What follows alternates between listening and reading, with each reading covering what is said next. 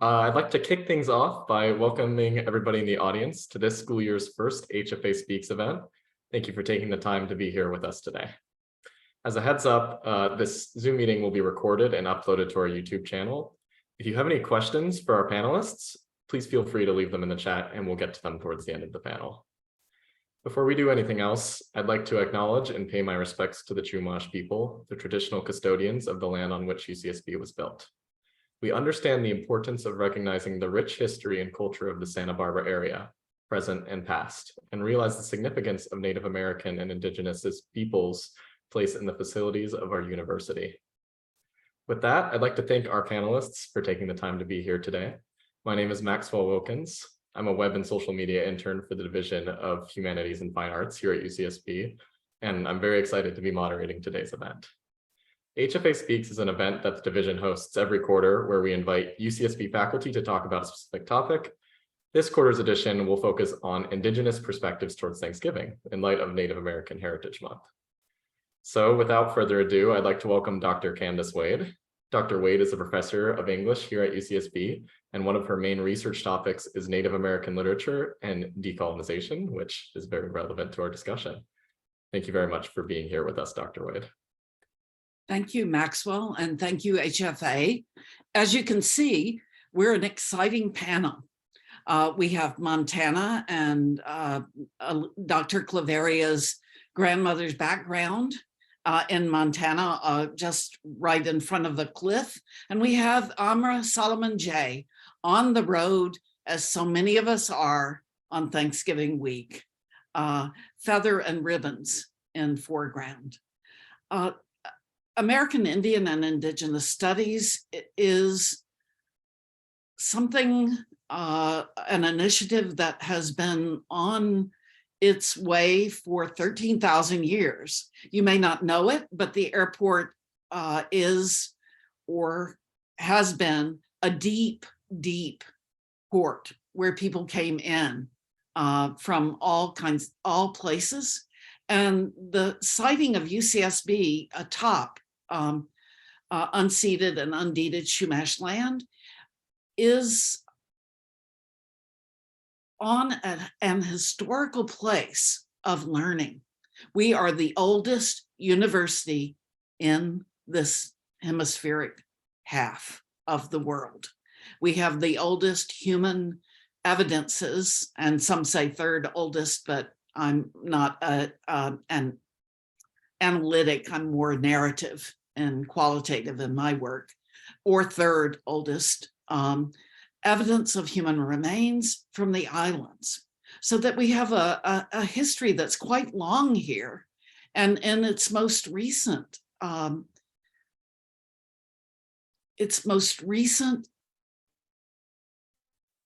iteration comes forward as a major, already a minor, and a proposed major and department at the University of California, Santa Barbara. So what's unusual about our program, and HFA Speaks, and we are speaking now, is that the American Indian and Indigenous Collective Academic Council and our program comes out of humanities and fine arts. This is a deep tradition, and it also acknowledges that we have one of the major linguistics programs in terms of American Indigenous languages in the world. And as part of this program, people were asked to decide whether they would be part of the sciences, the social sciences, or the humanities and fine arts. At the University of California, Santa Barbara, linguistics chose humanities and fine arts. So this makes us an unusual initiative.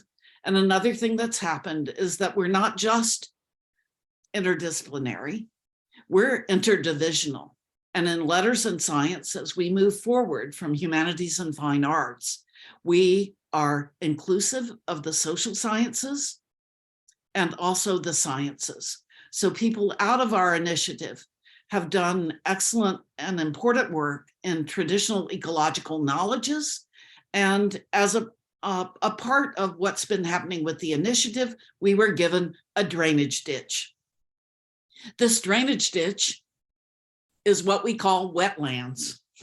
And it has one of the most remarkable invasive species in it that I've ever heard of. I don't know if you all have heard of it before. It's a salt tree. It's a salt tree that kills everything around it. So that's going to have to be, as Louise Erdrich would say, extirpated, and in order to have the indigenous plants come back. Maxwell, did you have another question for me? Is that sufficient? Absolutely. I really appreciate that thorough description of the American Indian and Indigenous initiative here at UCSB. And where we are, unceded and undeeded, and in many ways a welcoming land. Thank you very much for those words, Dr. Waid. Appreciate that a lot. Next, I'd like to welcome Dr. Amrah Salomón. Pardon me if I mispronounced your name in any way, shape, or form. Dr. Salomón is an assistant professor in English at UCSB. She's also the director of the Regeneración Lab and a member of the Center for Interdisciplinary Environmental Justice. Thank you for being here today, Dr. Salomón. And last but not least, I'd like to welcome Dr. Alesha Claveria. Again, apologies if I mispronounce her name at all during this entire panel. Dr. Claveria is an assistant professor of American Indian Studies at California State University, Northridge, and an alum of UCSB's Department of Theater and Dance. Thank you very much for your time, Dr. Claveria. And with that, I'd like to just get into some questions. Would Dr. Claveria and Dr. Salomón, I want to invite you to, if you have any more things that you would like to introduce about your stuff, I would like to invite you to do that. But if not, we can just slide into things. All right, let's do it. I'm getting a nod from Dr. Claveria. Okay, Dr. Claveria, I'd like to direct this first question at you. What do you think the conventional narrative surrounding Thanksgiving is? And what was your experience with this native as a member of the Indigenous community? Yeah, thank you so much for that question. To start with, I would like to acknowledge the land that I am Zooming from as well, and also say that the Cal State Northridge American Indian Studies program recognizes and acknowledges the Tataviam, the first people of the ancestral and unceded territory of which the university now occupies. The American Indian Studies program seeks to honor the elders, past and present, and the Tataviam descendants who are citizens of the Fernandino Tataviam Band of Mission Indians. AIS also recognizes that the Tataviam are still here and is committed to uplifting their stories, culture, and community. We also further acknowledge our close neighbors. Our close neighboring nations are the Tongva and the Chumash peoples. So just to sort of touch base and connect with those things. For me, an important part of a land acknowledgement is always having a commitment portion. So talking about what has been done, what work is in the process, and what will continue to, what work you continue to commit yourself to. So in a way, I feel like Professor Waid's comment was also an it was also an aspect of land acknowledgement, but talking about, committing to developing the major, committing to developing a department at UCSB. All of those things are also part of acknowledging the land and the people. There are definite service aspects to that as well. So yeah, it's an interesting question. And I know that we kind of touched base a little bit before we started the official conversation about the nature of questions. And so, I'd shared with Maxwell that, in this sort of context, one of the first things that I would ask or would want clarification on is sort of who's asking, because there's a relational element to American Indian and Indigenous studies, to the methodologies in those fields, which are, as Candace pointed out, many and diverse and interdivisional. So, asking that, where do these questions come from? And my understanding is that students have drafted some of the questions that are going to be sort of touching us off and beginning our conversation today. So with that in mind, I would start out by saying, to ask the question, what is sort of the traditional Thanksgiving story? I would say that there is no one traditional Thanksgiving mytho-history. It is a collection of variations on a story and various stories that have various rootings in or divergences from actual historical events, and that these stories have been crafted throughout time to serve the person who's telling the story and what they want to communicate to those audiences. And so looking at how stories are crafted and carried and performed and communicated and to what ends is a huge part of what I would look at in performance studies. For people who are, maybe don't have familiarity with, the traditional Thanksgiving story, things like that, the resources are definitely out there. And I would say, speaking to students, fire up those research skills a little bit. You can find sort of the traditional a traditional version of Thanksgiving narrative everywhere from, Wikipedia to Charlie Brown's Voyage of the Mayflower. These ideas, these narratives really permeate culture, but this concept of having pilgrims and Indians sit down in a harvest sort of setting and share a meal together and have it be about or connected to some aspect of gratitude, that is very often at the core of these narratives. And then how these are inflected and why and how these stories are shared is definitely very political and very rhetorical and changes over time. Thank you very much for that super fascinating commentary in that regard. Dr. Salomón, before I speak at all, I would like to also invite you, if you have anything to say about this as well. Sure. Thank you, Alesha, for contextualizing that it's a collection of things that we're talking about, and that there isn't one overarching narrative, but that it's like this pastiche of narratives that have been put together over time.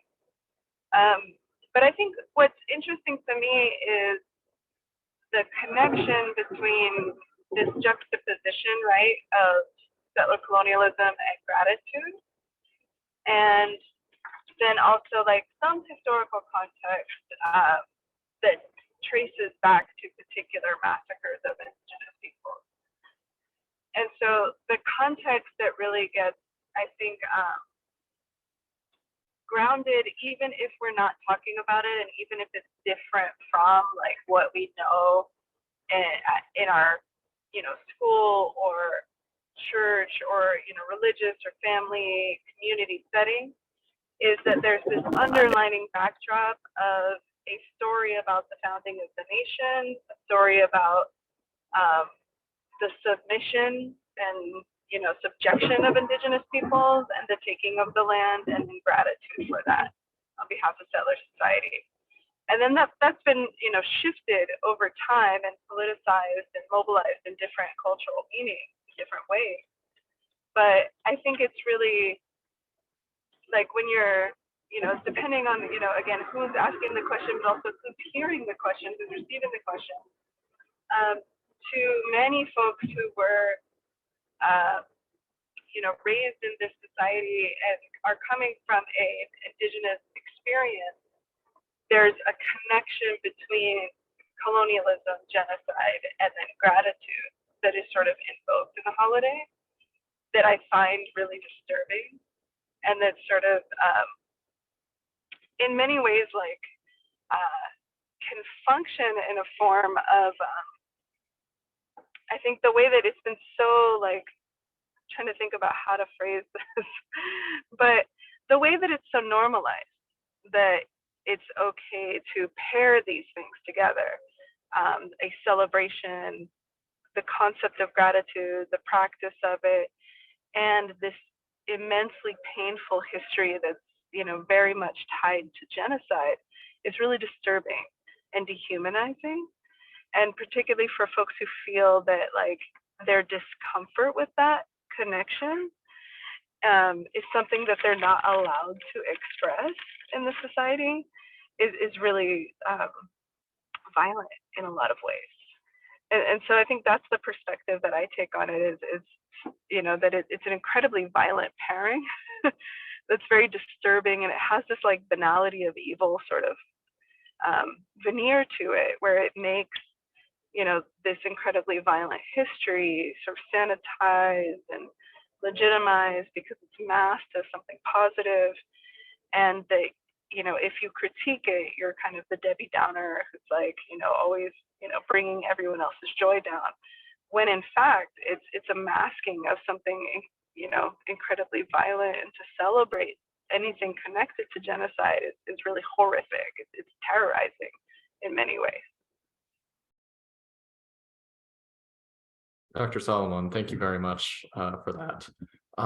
I would like to ask, since it seems like there's sort of a lot of, like you were saying, who's asking, it seems like there's a lot of contexts that Thanksgiving gets passed through. I was wondering if, and we can move the conversation to anywhere you guys would like. This is ultimately for you. But I was wondering if I could ask, how did it feel for you growing up around this time of year with that sort of understanding of the holiday in mind? And Dr. Claveria, if you could start, that'd be awesome. Yeah, it's I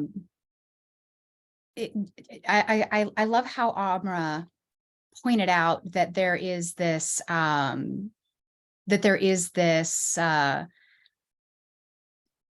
of celebratory there's a cartoonish aspect, I think, in particular to how Thanksgiving is presented, and I don't think that is accidental. I think that the way decorations are designed, the way that it's presented, it definitely is almost like an overcorrection on some level, really trying to make things seem very benign. So definitely there's always discomfort. There's always even talking about things like that and being aware of how people experience the holiday. When I talk about it, I try to say things like, after the holiday break, after just because, even bringing up things like Amrah pointed out, like words like, just even saying Thanksgiving as sort of a name for the holiday, it brings up a lot of sort of,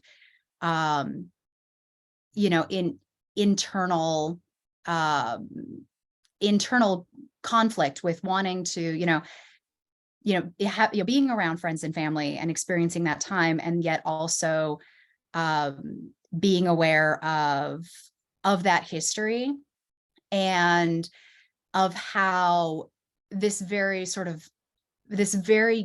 public, very popular holiday, national holiday, one of the largest and most prominent national holidays, and also having that be sort of within Native American Heritage Month.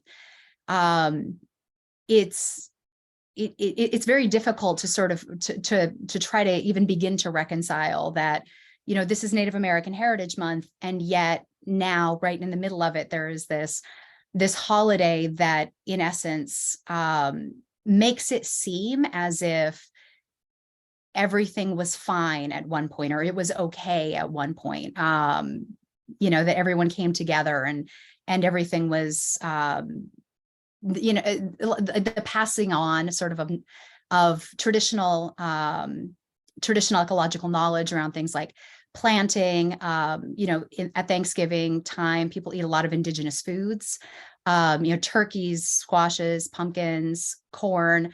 So it's all it's all, you know, from what's eaten to decorations to how it's spoken about to how it's celebrated.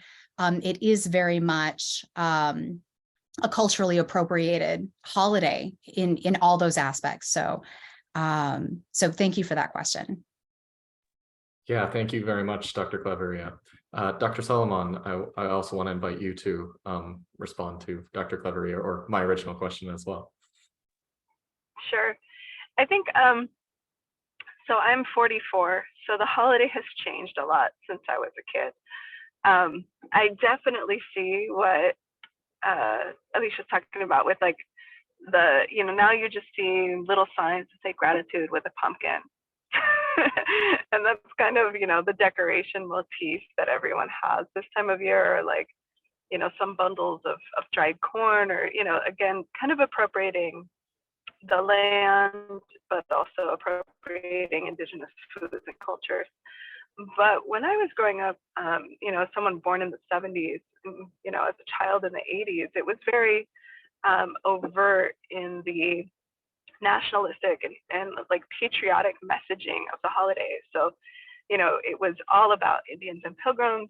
It was incredibly dehumanizing. It was something that I would dread every year as like the only kid in my elementary school who had Native American checked on their box for identity, being the one that the teachers would always call on to like dress up like a little Indian in a way that like didn't match how my people traditionally dressed at all. It had nothing to do with, our culture or ancestry. And having to endure like all of these offensive arts and crafts and costumes and different types of, plays and pageants and just all of this stuff that was just incredibly racist and overtly so. And as a child really struggling to navigate that, for me personally, particularly as a mixed race person, because my mom is European and of, white American descent, she could relate to what I was going through. And my dad was just kind of like, well, you just kind of tough it out. It was even worse when he was a kid, so, him and his family were like, yeah, that's awful and racist. Like, kind of, got to go along with it because of this thing. And it was really, a difficult and disempowering place to be as a child. So I think I developed like a very early aversion to the holiday because of that, because it was just like, this time of year where my identity would be incredibly tokenized and hyper visibilized in a way that was very violent and racist, and just felt incredibly off-putting. And I think that like still happens sometimes in the ways that like we're often like asked to comment on these things. And I hate the holiday. I always refer to it as no thanks day.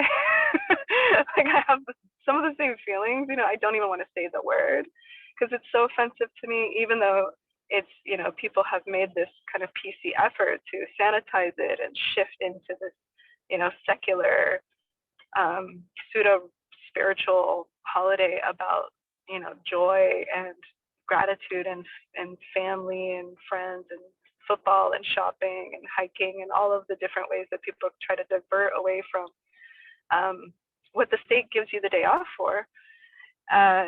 It's still the same thing. It's still tied to that foundation, even though I think people try to avoid it now.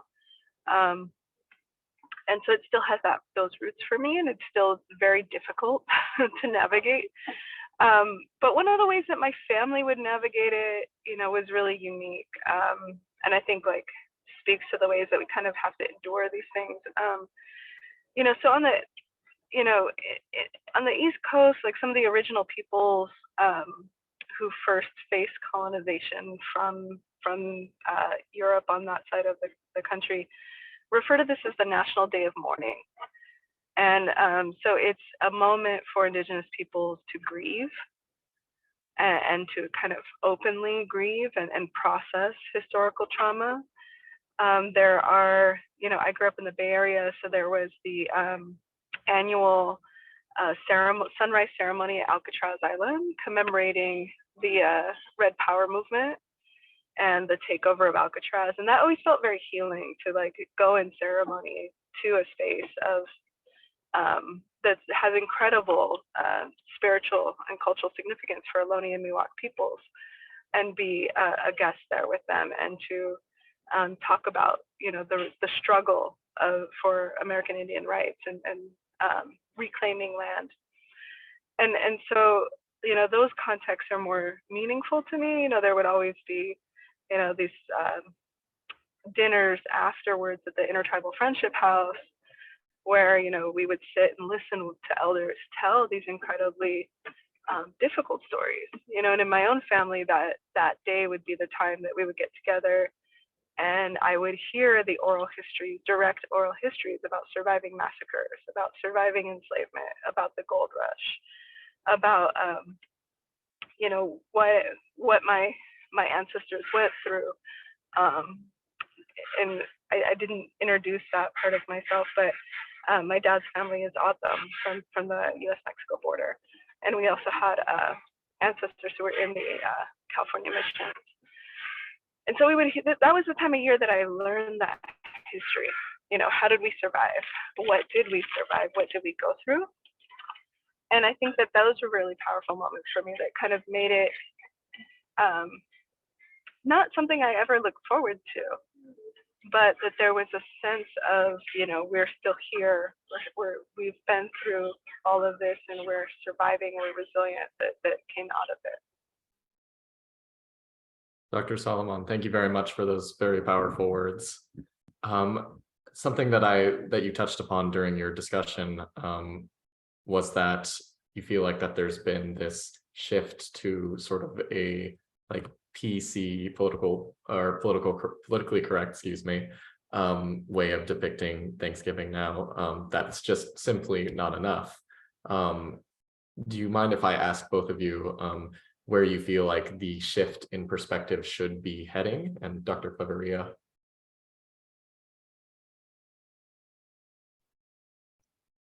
Yes, thank you. It's hard to imagine a way forward, I think, for certain things. There are certain well, a lot of, you know, academic fields have had problematic aspects to their past. And I think that, you know, a lot of them have made efforts to become more politically correct and shift the focus of their work. You know, I mean, this happens in academia, you know, it happens in politics, it happens in how we talk about things. People try to inch their way in, or I should say, not even into more positive directions a lot of times, but I would say out of directions and out of places that will get them criticized. So I think that to a certain extent, there's a focus on avoiding criticism or avoiding you know, bad connotations or unflattering histories or things like that. But it's hard for me to imagine a way forward for certain things. Some things are so connected to their histories and so rooted in those things that, you know, to try to ask a question and you know, I know that you know, some writers and some creators and some artists have asked, you know, sort of questions. What does it look like to decolonize and to indigenize certain things?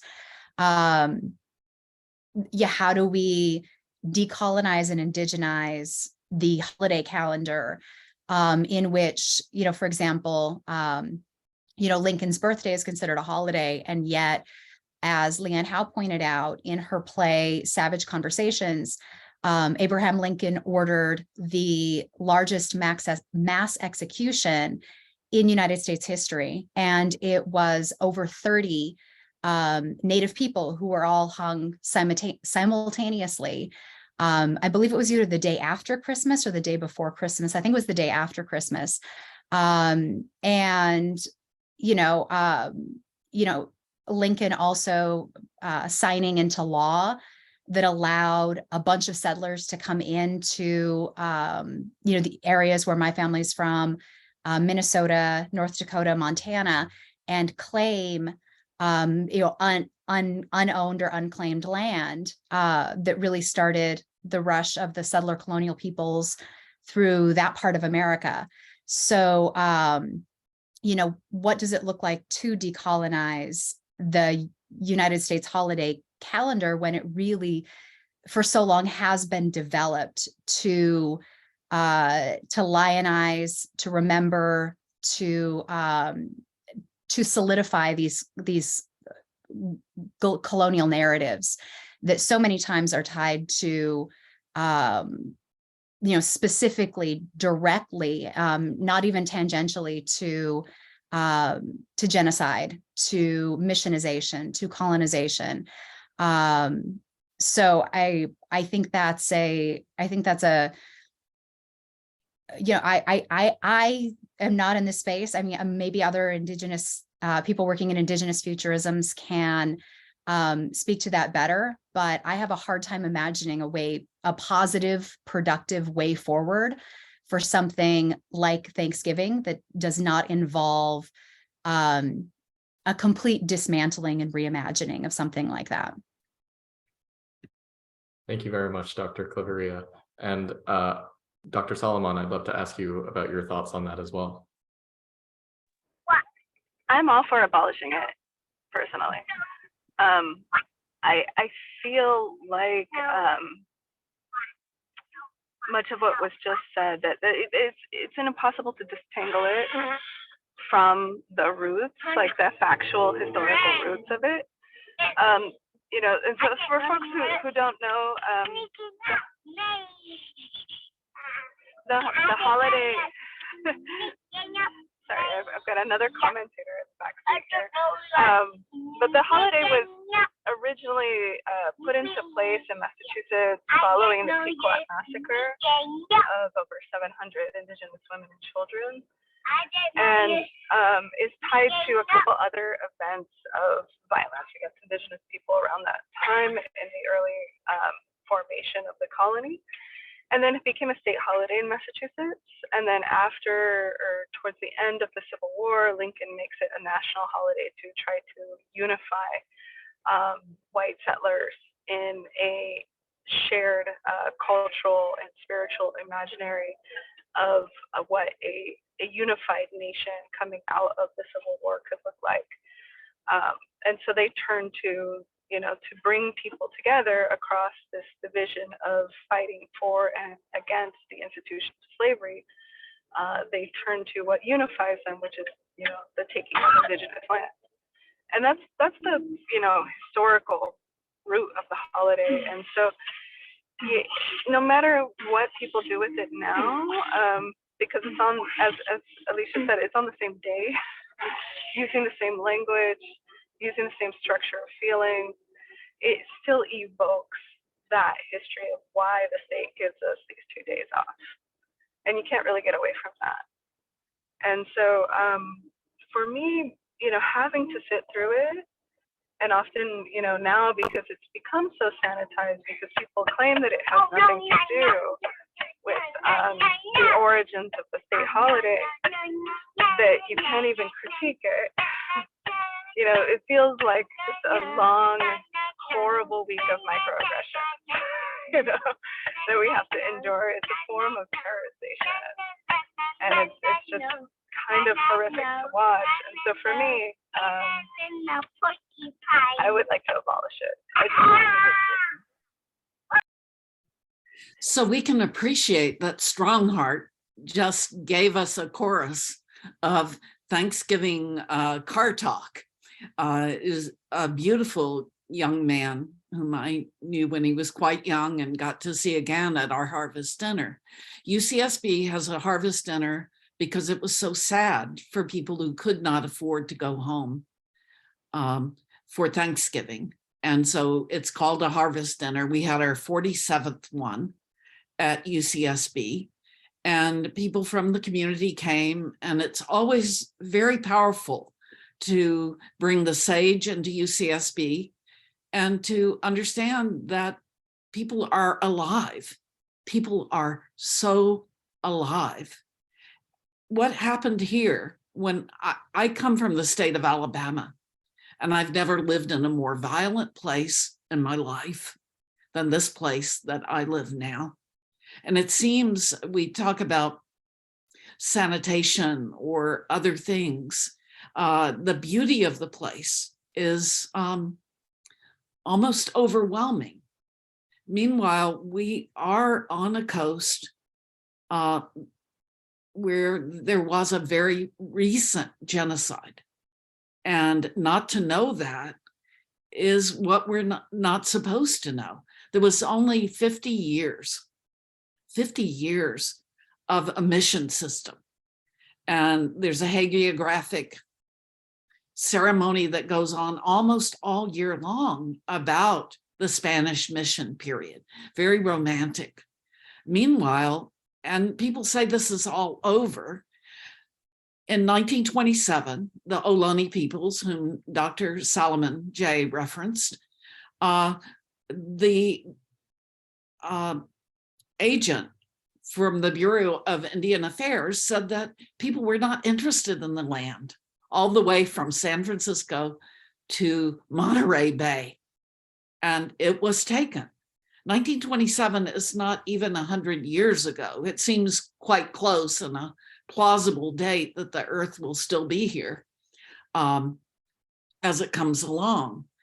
There are no tribes for an extreme stretch of the California coast because living land was turned into real estate. And it happened quite recently. If you think about things in context, I'm sorry for speaking so long, but thinking about things in context, you can go back to the Nuremberg trials and you'll find that the words genocide, they only appeared 3 times in all of the casework there. Crimes against humanity were the words that were chosen for the middle of the 20th century. Crimes against humanity. And then the lawyers had a problem, the judges had a problem, because crimes against humanity were not against the law. This was actually last century, mid-century. So UCSB was founded last century, mid-century, and it was founded at the time of the national movement and law to urbanize Indians. And California is the 2nd largest state in terms of its Indian population. And the other name for that policy is termination. The other name for the mid-century policy is termination. So we have had UCSB for about 75 years, and for 50 years, we've had ASA, so that we have a very long-standing student Indian movement at the University of California, Santa Barbara. I'm interrupting a bit, but I wanted to place things in time and in recent time, what I see as recent time. Thank you very much, Dr. Waid. Not an interruption at all. Just sort of as we're nearing the end of the panel, I was wondering if I could just ask one more question. I remember Dr. Claveria before this panel started and we were all just chatting. You said something along the lines of, for an Indigenous person, being great or showing gratitude is something that happens every day. I was wondering if you could elaborate on that. Yeah, I was commenting on the connection between certain tribal traditions revolving around gratitude and the practice of gratitude, gratitude as an aspect of political life, as an aspect of social life, as an aspect of spiritual life, and how gratitude is very much indigenous to North America, to ways of government, to ways of being here. And so just to kind of dovetail off of that, the idea of Thanksgiving as being, the idea that Thanksgiving sort of can be sanitized or could be sanitized as, well, let's just focus on gratitude. Even that, so everything from, corn and squash and pumpkins being indigenous foods and sort of standing in for, the cartoons of Native people or the headdresses or those sorts of images that used to be, hung up when it was time to put up Thanksgiving decorations, things that were very much cartoon depictions of Native people, of Native material culture, of Native foodways, even to the concept of setting aside a time to be grateful and saying, oh, this is a holiday of gratitude. It still is connected to those things. It still is connected to that history and to those people and to the genocide, and not just individual genocide, but to centuries of evolving and systematic physical genocide, cultural genocide, linguistic genocide that swept across the country in uneven ways. The introduction of diseases, the taking of native lands, the restriction of native access to traditional foodways, the restriction to resources, things like water, which should be a human right, things like access to food and water. So, everything about the holiday is really permeated with this sense of indigeneity. And in addition to just, saying that sort of, settlers and indigenous people, there was this sort of pageant version of this historical event that happened. Even that, in a weird way, there is a sort of a co-opting of indigeneity, a sort of a borrowing or a performing of indigeneity, which happens in settler society as well. Sort of this idea of, almost that the bringing of food or the sharing of food is implies a legitimacy to all of the history that follows and all of the genocide that follows, and also not even follows, but also precedes, which is something that if you're looking back in the history, you start to see how this process was already underway, how even from the very, very earliest contacts between settler colonial people and indigenous people, that was very early on, from the very first initial interactions.